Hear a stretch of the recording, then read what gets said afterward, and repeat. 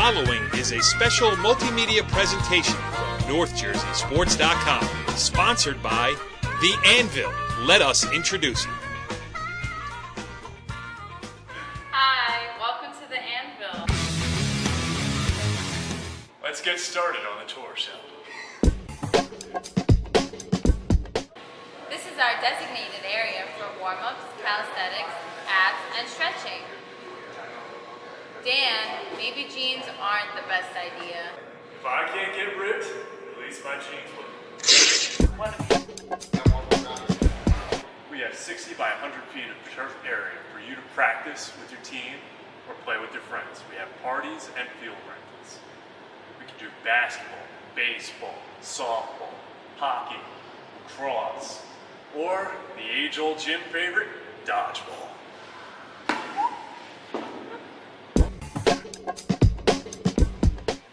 Here at The Anvil, we like to cater to all of our clients, even those who are not currently working out, especially the moms.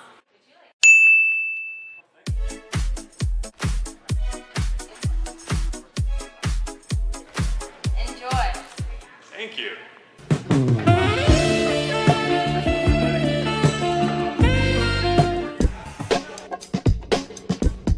Here at The Anvil, we have the sleds to help you shred. Isn't that right, Tyler?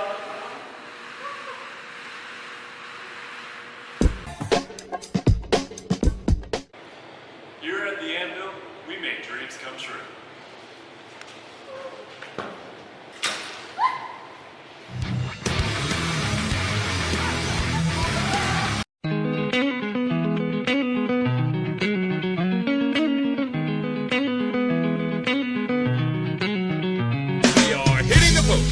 NorthJerseySports.com's original multimedia series talking all things soccer across North Jersey. This is Season 6, Episode 2, the Rainy Day edition. I am Corey Doviak, being joined by my illustrious panel. Well, let's just say North Jersey's preeminent boys soccer insider. He is the ballgame. Richie Ballgame Barton, what's going on? Richie B. Oh, this is the perfect day to play soccer and the perfect day to talk about soccer with the perfect weather and also the perfect day not to be out covering a game. Now, listen, we have excuses. Not excuses. They're reasons. They're reasons why we're not out standing there on the sidelines for one of these good reasons. Bergen County tournament games. First of all, you had Hasbrook Heights at Emerson, Northern Highlands at Glenrock, which was the game I was going to cover. Cresskill at Fairlawn. Those are the 4 o'clock slate. And then you had your night games, too. Old Japan probably playing right now, less than a mile from the world headquarters of NorthJerseySports.com, running around under the halogen lights at the campus of Northern Valley Regional at Old Japan High School. But I'm not there. No, I'm not covering. You know why, Richie B? Because this is year 20 of NorthJerseySports.com. We're old. I got gray hair. Yeah. Tom Quinn, the former girls soccer coach at Old Japan, saw me the other day and said I'm starting to look like Paul Heenahan. So, with the gray beard and everything else. He has a way cooler voice, though, to be fair. Correct. Heenahan has a great voice in comparison. And also knows a heck of a lot more about the game of soccer, although I am talking about it, and he's retired. So last laugh for me. But, you know, all kidding aside, I mean, we took the day off because we don't want to get soaked on the first real fall day. But that doesn't mean we can't cover the Bergen County tournament. We can still talk about it because, you know what, we're experts. And we are going to bring on a fine young coach, Alessandro Barchi, who's the head coach of Wallington, a team you've seen play earlier this year.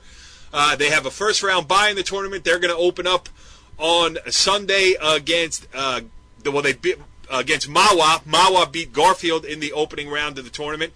They'll get Wallington on Sunday. So we're going to get Alessandro Barchi's thoughts about his team's first-round matchup, and we're going to break down the tournament too. So it's here, Richie B. Last year we had the great story of Glenrock starting in the out bracket and making the run straight through. This year, who knows what's going to happen? But this Bergen County tournament should be filled with thrills and spills as well. Oh, this county tournament always seems to be. And at the end of it all, we're going to be there to break it down and tell you who And wins. if it's raining, we'll do it from the comfort of our own homes. Probably. All right. Well, we're going to break down the tournament. We'll actually give our predictions. We'll talk about some of the other teams we've seen, teams to look out for, and everything else. But why don't we start off this Bergen County Boys Soccer Tournament edition of Hitting the Post by welcoming in our featured guest this evening. He joins us on the Anvil Performance Hotline. He is the head coach of the Wallington Panthers. He is Alessandro Borchi. Thank you for joining us here on Hitting the Post. My pleasure, guys. Thank you for having me. Yes, well, it's a good time to talk to you, too, as we are in the Bergen County tournament. Really got underway today as we taped this on Thursday night. I mean, I know there was a game on Wednesday, and I know that because the Richie Ballgame Barton covered the Lyndhurst game, but round one games really got kicking today, and we're glad we're doing this show because we didn't cover games. We stayed high and dry, and we decided to talk to you instead because, yeah, Wallington's a good story here. First round bye, and, you know, you get, as we found out, Mawa beat Garfield, so you get Mawa in the round of 16 on Sunday. You know, just before we get into some specifics about, you know, players and everything else, just give us a state of the state here on Wallington soccer as you guys head into the round of 16 this weekend. Well, I mean, you know, at this point in the season, we're still looking to, you know, continue to grow, continue to, you know, fix some things that maybe we need to improve on. But, you know, at this point, I'm happy where we're progressing. I'm happy where we're at this point in the season. Yeah. Now, Richie, you have seen Wallington, so why don't you take a deep dive as our resident North Jersey boys soccer insider? Well, I saw him in a dominant performance against Hasbrook Heights, who came into the game undefeated, but Wallington is, I mean, from front to back, I mean, they win balls in the air, and it's not just winning balls and banging it out. It's winning balls and really playing and building an attack, you know, from the back, from a defensive center mid position. And when you can get the ball up top to guys like Nick Zelanka and Damian Zarowski, who are two of the better scorers, you know, two of the better offensive threats in Bergen County, you know, you get the ball up to those guys in 1v1 situations enough, they're going to find a way to get the ball in the back of the net. Was that a question or a statement? That was a statement that I thought Coach was going to put in. I thought he was going to say, yeah, we're awesome. No, I mean, yeah. Everything you said is accurate. I mean, we definitely, you know, we try to play good soccer here at Wallington, you know, since I started. And obviously this is something that Mike Fromfield, the previous head coach, would always, you know, kind of push along. But we always want to play good soccer. You know, we want to build from the back. We want to keep possession. We want to knock the ball around. You know, we want to play the game how it was meant to be, you know, it was created to be played. And then eventually, you know, when you get to the final third, we want to be, you know, we want to, you know, not kind of be straightforward at the end. We want to still, you know, knock it around a little bit and try to, you know, beat defenses by finding, you know, where weak points are or, you know, find space behind them. But playing soccer the right way is definitely what we try to do here. Coach, No, I got a question for you. I'm jumping. Sure. Hey, listen, you called me the Wallington expert. I'm jumping in here. You know, Zelanka was an all-county midfielder last year. You decided to move him a little more up top with Zarowski. What was the mindset behind that? And Joseph Tabaka has really stepped in the middle and created a calming presence. Yeah, you know, so, you know, for us this year, obviously, we always had Nick in the middle, and I think by trait, Nick is a very good midfielder, but he's also just, he can finish. You know, he can finish very well. He's very calm on the ball. He can make great runs. He's smart, you know. So for us, when we, coming into this year, we saw, me and the coaching staff, we saw that JT had developed tremendously. Also, Alex Jalanka, who's Nick's little brother, not so little, but he's a junior. He's also a very talented midfielder. And then we were fortunate enough to get a new freshman this year, Conrad Rosen, was also very good in the middle. So, you know, it gave us the opportunity to say, hey, you know, we have three guys that we think or we feel can dominate the midfield with most teams. So if we have that luxury, why not just throw Nick and Damien up top and let them do their thing? Now, Richie, I'm checking with you. Is it okay if I get in here and talk, or you know? Yeah, by all means. Now, I'm just wondering, Coach, how you look at the Bergen County tournament now, because, you know, as a Group 1 school, you could say, you know, I don't know how you always look at the order that you place things in, but, you know, after Glen Rock last year, And, Glen Rock winning the Bergen County tournament last year was no fluke. I mean, they were the best team in Bergen County. I saw them. I actually, in my only successful prediction in the history of NorthJerseySports.com, which is now in year 20, I actually picked Glen Rock to win the Bergen County tournament last year before it started. And then I watched them all the way through. I mean, so now, does that change the perception of some of the smaller schools like Wallington with the rich soccer history that you guys have? And, one of the greatest Bergen County tournament games I ever covered was a Wallington against Garfield shootout down in Hasbrook Heights. I don't remember the final score, but, I mean, I think it was double digits goals scored either way. You were on, yeah. I think 5-4, pretty sure. Yeah, it's 5-4. Yeah, Hubert Correct. Dool with Hubert the hat Dool. trick in that Yes, game. one of I my still favorite remember it. all-time players. But how That's do you right. does Glen Rock actually going out and winning it last year change the way smaller schools might look at it? Does it do anything for you guys, or is it business as usual? I mean, for us, it's always been business as usual. I think whenever we go into a game, whoever it is, we always try to go there with the the best plan to try to win the game. But, every game we play, we try to win it. So, we handle the county tournament the same way. We're going into it with the idea of, hey, we would love to win the whole tournament, We know obviously it's something that's difficult, especially for a Group 1 school. Just from like the depth perspective, having depth on the team, do we have enough guys? What if an injury happens or two or three guys can't play? Then for a smaller school, I think those problems happen. But we're handling this year the same as the last few. We're going into the tournament. We were fortunate enough to get a first round bye. We're trying to get, we're trying to make the best out of the situation and hopefully make a little run. Shown Wallington by the committee. I mean, a team like Lyndhurst, which was unbeaten coming into the tournament, they had to play in the out bracket. Glen Rock played in the out bracket last year. You guys, the first round bye, and you got the opportunity to, people say, why does it matter? Not only does it save your legs a little bit, but instead of coaching a game today, you were out watching your next opponent, which gives you a leg up. I mean, you got to see Mawa in person today, so that's a big deal. So, I mean, I think the perception of Wallington soccer is strong and well-deserved. I agree 100%, and we're, we're very thankful for that. We're very thankful for the committee. And I think anyone that saw us play this year, I think we did a lot to deserve it. I think we handled our schedule as best we could. We played very well. We had some very big wins against some decent opponents, quality opponents, and I think all that stuff kind of weighed out at the end. Yeah, as you're talking, I'm looking back through my phone on the day that Richie covered you in the game, and the text that he sent here, I'm quoting directly from the great Richie Ballgame Barton. He said, Wallington is blanking legit. Richie B., would you care to expand on that? And do you still stand by that personal communication that you sent me that day? Yes, I do. It's a not safe for work text, right. but I do stand by it. I mean, they're definitely legit. On the other hand, though, you play against a really tough St. Peter's Prep team, a team that is ranked in the top 20 in the state. Kind of took one on the chin. But what do you feel you learned from that game that can help this team grow to even greater heights? Yeah, so I think obviously our biggest, I don't want to say problem, but our biggest difficulty being a Group 1 school and playing the NJIC Meadowlands is when we get into the Bergen County tournament, the competition just becomes another level. The speed of play is another level. The ball moves quicker, the boys are bigger, more physical, and all those things. And I feel that we, suffer from not having that adequate preparation. So when we play those type of teams, it kind of it's a puzzle that it takes us quite a while to solve. And I think you kind of saw that on Monday against St. Peter's Prep, bigger, more physical team, and we struggled a bit.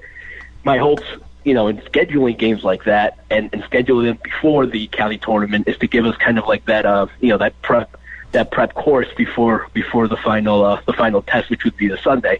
So my hopes is that we kind of figured out, match up the speed of play, match the physicalness, and hopefully we come out on Sunday and we put all that together. How much, I'm just curious because he's an old friend, Mike Fromfield, the former head coach, the guy that you took over for.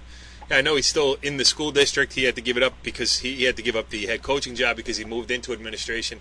How much is he around the team? How Correct. much do you lean on him for advice? And, do you, or is he just a fan?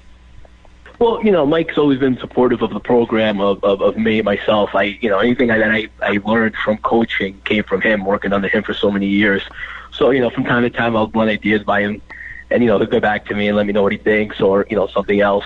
But, yeah, he's always around. He's always at the games. He's always, there to support. So I'm very appreciative of that. And, obviously, he's a lifelong friend at this point. Yeah, I mean, Wallington, he really brought it into prominence. Playing on a bumpy pitch, times have changed, at least in that direction. That's right. For you guys. Go ahead, Richie, you got another one? Yeah. I mean, we talk about the midfield, we talk about the guys in front, talk about some of the guys in the back. You've got, who's Amor Mahmoud in net. Those guys are really going to be the key on how far this team goes, because you kind of know at this point what you're going to get from your midfielders and your guys up top. It's what happens in the back. Talk about some of those guys and, how they need to step up their game even further to get you guys on a run here. Yeah, so, against St. Petersburg, for example, on Monday, we actually won our center back, probably our leading defender back there. He actually got hurt like 2-3 minutes in, hurt his hand in a collision, and he wasn't able to play the rest of the game. And I think that definitely made a big difference, big impact on the game. We're hoping that he's back for Sunday. We feel like he might be, so that's going to obviously give us a big boost. But and that's Omar Sharawi. And if we play Sunday, I think that's going to definitely help us clean out a lot of mistakes that happened on Monday that I hope don't happen on Sunday. But the other guys, obviously, that play defense, Christian Homa, Philip Ziolkowski. We have two other defenders that come off from the bench, Conrad Bai and Nico Olivo. They're going to need to do their part. They're going to need, they have a big role to fill, I think. And then Amar Mahmoud, of course, in that as well. It's his first year, but he's been with the program. He's been working, and he's definitely developed tremendously. But being able to play at that top level and against a big game or a big team in the big game, rather say, that's going to be, I think, the big challenge for the backs, for the goalie, and I hope taking Monday as a learning lesson, we'll be ready for Sunday. But I think you're 100% accurate. I think that those pieces are definitely going to need to step up for us to be able to make a serious run in this tournament. To Richie go through the names, the Polish names. You did a great job there, Richie. I almost understood one or two that you actually said there, but that's always, all kidding aside, that's a lot of the fun of covering Wallington soccer is, just the diversity that's out on the field. I mean, I remember you brought up Hubert Duhl before, but I am of Polish descent myself, so to hear kids running around speaking Polish it sounded like diversity. It sounded the way soccer should be played. It's the international game, and you had people from all backgrounds coming together and playing it too. That's one of the reasons why I'm always fascinated by Wallington soccer, and you guys do such a great job. So you got to see Mawa today. You're going to see them, on the other. They'll be the opponent on Sunday. What do you think the most important keys are for the Panthers to be successful this weekend? For us, I think it's playing our game. I think if we can dictate the pace of game and we can play our style and not get caught up in what other teams are trying to do or whatever their style is. I think if we can dictate the game, the style of play, the speed, I think that's definitely going to give us the advantage. And you saw our soccer, you saw us play against Heights.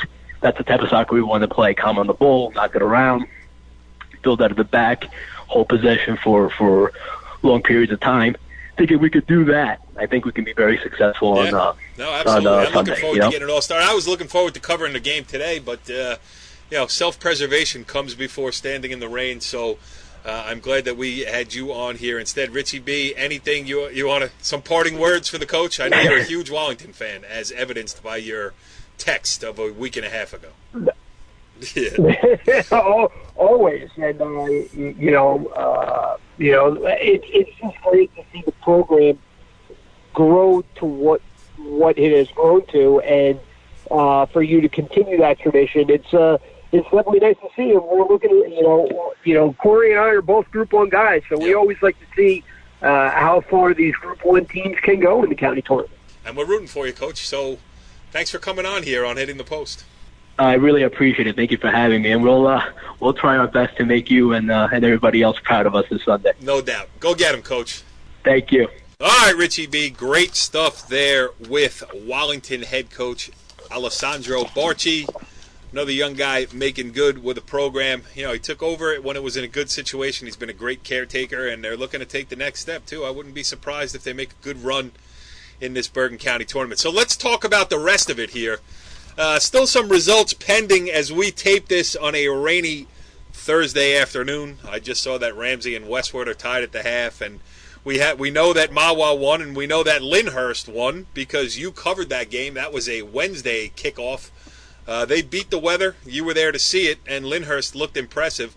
I mean, you made the comparison in your story, which I thought was right, that Glen Rock out bracket last year, undefeated going into the tournament, goes on to win it. Not saying that Lyndhurst is the same thing, but hey, why not? Exact same situation. And also, Lyndhurst was the team that Glen Rock beat to get the run started. I covered that game last year, and I to be honest with you, Glen Rock won that game by a lot, but I thought Lyndhurst had a lot of skill on the field. A lot of those guys are back now, so good start by the Golden Bears. And we were talking about it on the football show earlier this week.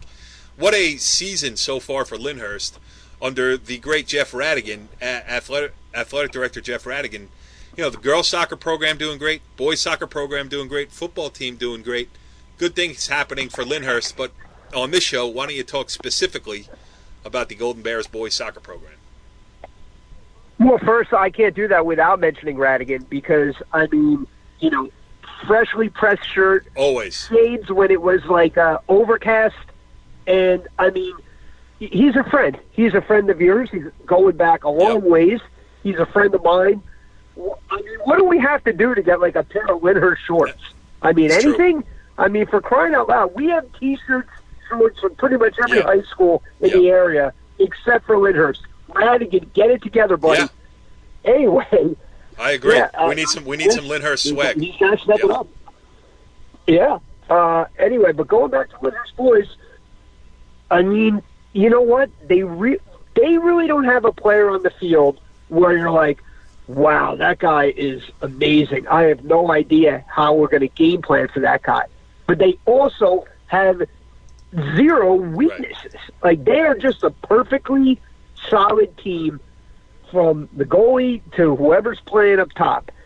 And, they use the whole field. And even the guys coming in off the bench, like, there's not just energy guys. They're guys with skill who can really get the ball forward. They're going to be an interesting team to watch because, I don't know if there's another team out there in the county tournament that's like that. Yeah, and just because there's really nobody here. Right, and you know what?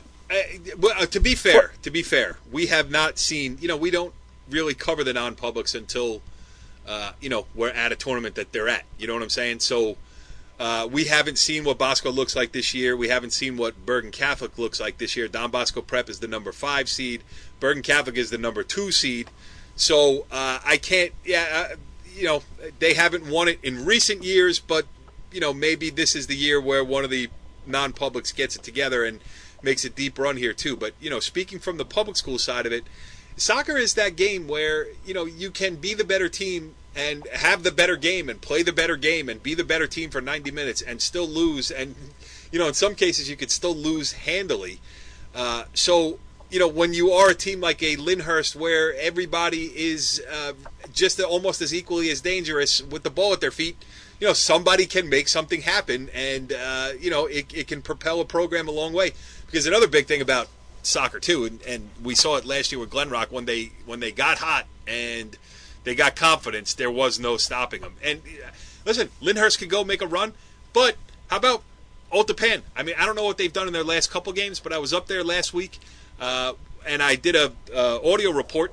They won 7. They were 7-1-1 through their first 9 games of the season, just one loss. Heavy graduation losses, but like we talk about in football all the time, programs they just reload. Plug the next guys in, and they're expected to pick up the slack. So no let off for Old Japan, and I think it makes a great round of 16 game. Lyndhurst against Old Japan. That is being presumptuous, though, because that game is going on right now. Number 9 Old Japan is hosting number 24 Dumont, and who knows what happens there. But if Old Japan does get through, it's Old Japan Lyndhurst, and you have a game where either team could make a deep run or could be out in the round of 16. That's what makes this fun. Yeah, I mean, I think this, we said about the girls' side. I think the boys' side is very similar, where I think there are a handful of teams who are kind of in one tier. But, again, in soccer, like the second tier, it's Right. not that big of a drop-off as it's. But let me ask you this question. Who do you put in the top tier? I mean, you have to put Ridgewood up there with what they've done. I mean, they're the top seed in the tournament. With what they've done so far, it's really impressive. Not just what they've done, but how they've done it. I mean, they've been dominant. Burton Catholic, has off to a great start. A double overtime win over Bosco, so you sort of see that Bosco is pretty much right there with them.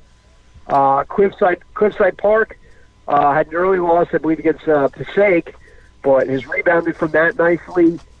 And, I think Wallington is probably, Wallington and Pascack Valley are probably the, and Walbrook I would throw in there too as the bridge teams kind of, where you could really put them in the top tier or put them in the second tier. Depending on how you're throwing out all these seeds. How do you know who's what seed? I mean, I got a bracket in front of me. There's no numbers next to anybody. How do you know? I mean, are there seeds in this Bergen County tournament? Well, I mean, apparently they're about 10 years ago, and I've been with the seeds. I've been screaming about I don't really understand, because all it does is make me do. All it does is make me do do math. I got to stare at the bracket and figure out one place. In the out bracket, it has to equal 33. In the round of 16, it has to equal 17. I'm sitting there doing math. Just put the numbers in for me, please, selection committee. Thank you. I don't really get that whole thing. Like, I don't get the point of it, but that's another story for another day. We unfortunately, we're capable of doing math, even though we don't like to do it. We do it, we get it done, and then we break down the total. All right, so Ridgewood, and Ridgewood has some fuel from last year. They were in the upper tier last year, and they had an early exit, and they have a lot of those kids back, and they play a pretty brand of soccer. They like to knock it around. They like to, play the ball to feet and find their way through with combinations, and they've been doing it very well all season long. So, plenty of motivation and plenty of talent makes Ridgewood extremely dangerous. No doubt about it. I mean, again, they are, in a way, similar to Lyndhurst, but with more experience and a higher skill level. But they're a one seed, but there's not, you talk about Ridgewood, you talk about Burton Catholic, Cliffside, Bosco. I mean, you could really name any of those teams essentially as a one seed and not, no one would really blink an eye at. Yep. No, I agree. Yeah, I saw Cliffside early in the season. They are technically very gifted. I mean, very good team, fun team to watch because, they'll play short balls. They'll play the long ball when necessary. They, will go through the midfield. They will send it out on the wings and then cross it in. They attack in a variety of different ways and fun to watch. It's been a couple weeks since I've seen them, but they are the de facto number 3 seed. And then they're going to take on the winner of Glen Rock Highlands in what's going to be a slobber knocker of a, regardless of who wins that Glen Rock Northern Highlands game, because that they're going to try to, Cliffside not the biggest team physically, so, they're going to be susceptible against a team that can, get some restarts and try to, bully their way in the box and in the air and all those type of things. And I think Glen Rock and Highlands both present that challenge regardless of who won that first round game against Cliffside Park there. So, again, if Cliffside Park is the number 3 seed, whoever they play, whether it be Northern Highlands or whether it be Glen Rock, neither of those teams is going to be outclassed. Cliffside would be the favorite, but not by much. Yeah, I mean, that's the thing about this year's county tournament is, these round of 16 games are no gimmies for the higher seeds by any means. And, I mean, and that's really from top to bottom. And I think that's going to be, you're going to see some surprising results. Yeah, I really think that's going to be the case, too. Yeah, early in the season, I was talking to a coach. I don't want to say his name because, I have these conversations with people, and I don't say, hey, I'm going to use this conversation on the air. So, not that this is a big deal. or that it's some type of confidential information. I just like to clear things with people before I make them public. But I was talking to a particular coach earlier on in the season, and he was saying the thing that makes the difference is that, and you like when you broke down Lyndhurst and you say they don't have a kid who's going to take the ball and make a 60-yard run and beat 4 defenders and go in and walk in on goal. But I don't know if anybody does, because those kids are now playing in the academies.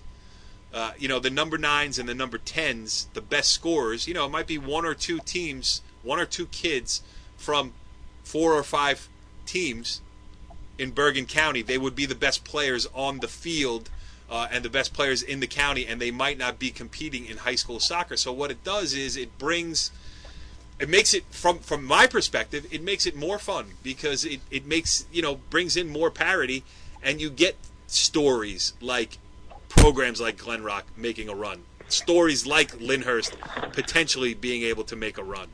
And even this team of the coach that I talked to, his team is without one. He's lost a quality player, his best player, quote unquote, to an academy, and they've regrouped and they made it into the Bergen County tournament. So I think that, I was told that by a very respected Bergen County high school soccer figure that's the case. I'll take that at face value, and that adds a different dimension to the Bergen County soccer tournament. Yeah, no doubt about it. And when you don't have that one, when you have that one superstar player, it's really a nice luxury knowing that you get the ball to his feet. He's going to make something happen, whether it's beating 2 defenders and getting the ball out wide for a cross, or beating 2 defenders and getting a shot that is going to be a good shot on net.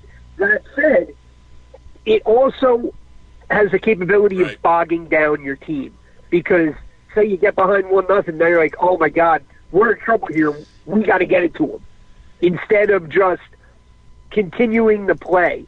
And that's really the thing you see in the county tournament is when teams get down, which teams can stick to their game plan. Panic is and not panic. Because once you panic, if you don't really get that equalizer quickly, things can break down in the back, and all of a sudden you're down 2 goals, and it's pretty much lights out. I mean, we've seen that countless times over our 20 years doing this. So it really diversifies the field in the fact that you're not just looking to get the ball to one guy. It's all right. Let's just keep playing our style and keep attacking, and someone will find a way collectively. All right, Richie B. Now is we've just spent the last, half hour or so talking about how impossible it is to predict all of this stuff, how every team in the round of 16 is going to have a chance to not only win the round of 16 game, but to go on and win the tournament. If there are 16 teams left heading into Sunday's round of 16, which we will be out covering, we have made the case tonight that all 16 have a chance to win, but we're not going to leave it there. That's ambiguous. That is not what we do here. What we do here is we take the hard question, like who's going to win these games, and we put it on paper, and we make our predictions, and then when one or the other loses, we bust each other's chops. So it's time. Do you have your bracket in front of you? Are you ready to make definitive statements about who's going to win this friggin' Bergen County tournament? Yeah. Right. Sure, because my definitive statements are great. I've played soccer my whole life. I've watched soccer my whole life. And meanwhile, I am coming off the greatest prediction in the history of NorthJerseySports.com. And I know it bothers you because there's no way for you to deny it. It's on tape. It's me picking Glen Rock to win the 2018 version of the Bergen County Boys Soccer Tournament. So, I'm on a roll, but being the gentleman that I am, I will let you give me who your let's start. You give me your 8 quarterfinal teams. Who are they? All right, let's open up the bracket here. Who we got? All right, I got.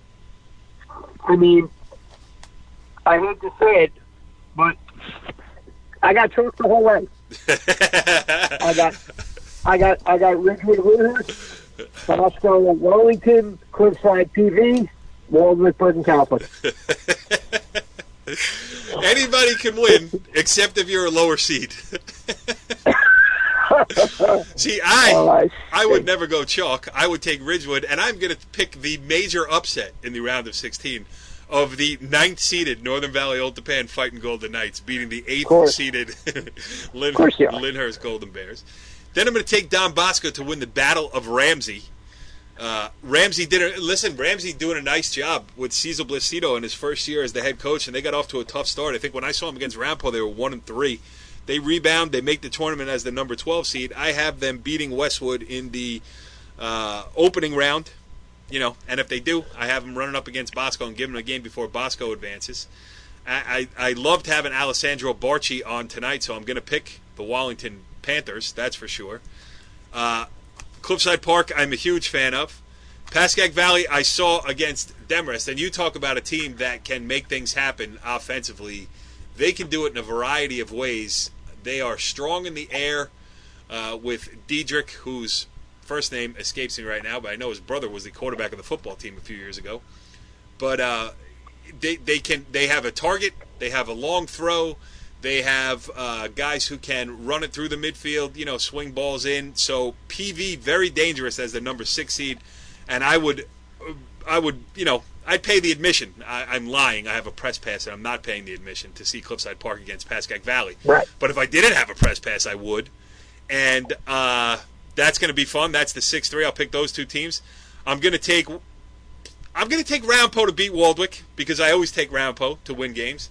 And I'll take Bergen Catholic over Fort Lee. So, Richie, why don't you just make my picks for me? You just sit there and say, right. Okay.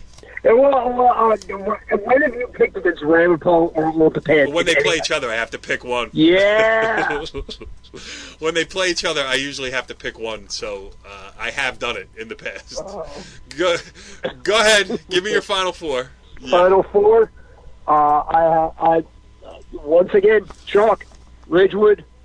Well, no, I don't have chalk. Ridgewood. I have Ridgewood playing Bosco and Cliffside playing Bergen. All right.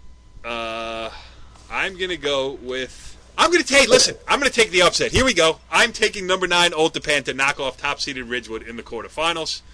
That gives me a Northern Valley Regional High School at Old Japan against Don Bosco semifinal on the top side of the bracket. And on the bottom side, I will also pick an upset with Pascack Valley, the number 6, to tip number 3 Cliffside Park on one side, and then Bergen Catholic win on the bottom. So I got Old Japan Bosco, I got PV Bergen Catholic. Then I am going to take a Don Bosco Pascack Valley final. How about that? All right. I am going to. I'm going to have Ridgewood going through in overtime over Bosco. I have Cliffside Park going through 2-1 over Bergen Catholic. Ridgewood, Cliffside Park, Bergen County final. Who you got winning it? I am going to take the 6th-seeded Pascack Valley Fighting Indians as the 2019 Bergen County boys soccer champion. Despite our boy Jimmy Fusey, where have you been? Don't see you anymore. Yeah. What happened to you? Where is he? I'll tell you. We're going to find him, and I'm going to find him specifically because I got Cliffside Park beating Ridgewood once again 2-1 in overtime to beat Ridgewood for the Bergen County championship. That would be fun to watch as well. So if any of those scenarios happen, and listen, looking at the bracket, I see a lot of good stories in there. So no matter who comes through, we're going to find out. We're going to write about it. We're going to talk about it. We're going to do it all. So follow along with us here on NorthJerseySports.com, and more specifically on Hitting the Post. See you next week. Slobber knocker. Follow the leader.